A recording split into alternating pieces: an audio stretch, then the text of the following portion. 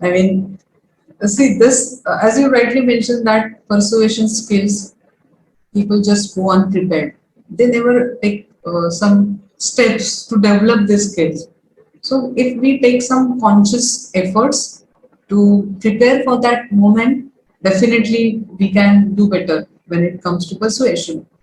But when it is about influencing, yes, the things you mentioned, okay, what I understand, it takes a lot of courage. So my small question to you is that can everyone do this? If I have to specifically ask people who are shy, introvert, can they also influence others? Extrovert people, they are anyway outgoing, okay, with little bit of more efforts, they are able to do. But what about introverts? Can they do this? Yes, yeah, of course. I mean, I think a lot of times um, extroverts are uh, they damage they can damage their influence by Mhm. being extroverted, Okay. and uh, and so if I were to ask you the question, Mhm. who are the most successful salespeople, extroverts or introverts? What would you think? Prima facie, I would think that maybe it is extroverts. Exactly. And I think most people, that would say that that's obvious. The people that are the most talkative or the most. Mhm.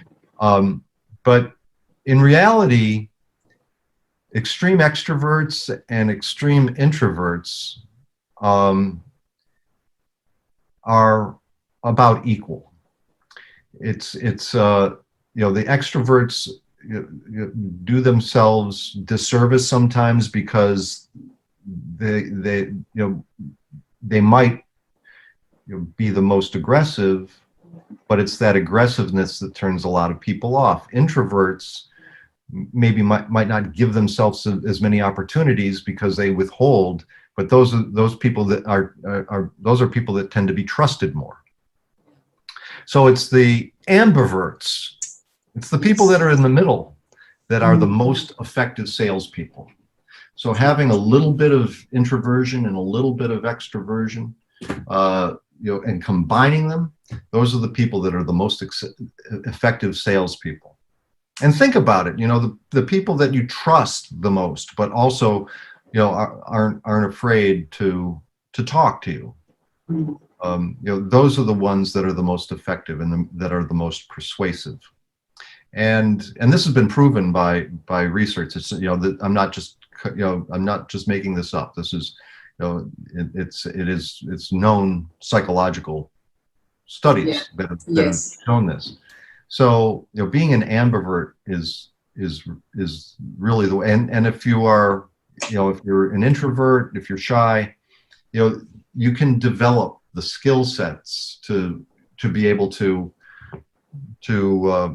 be more outspoken. And if you're an extrovert, you can examine yourself and say, oh, I need to tone it down a little bit. I need to listen more rather than talk more. And so I think that everybody has opportunities to grow. The ambiverts, the people that are already in the middle, Mhm. they probably don't even realize it and realize their potential.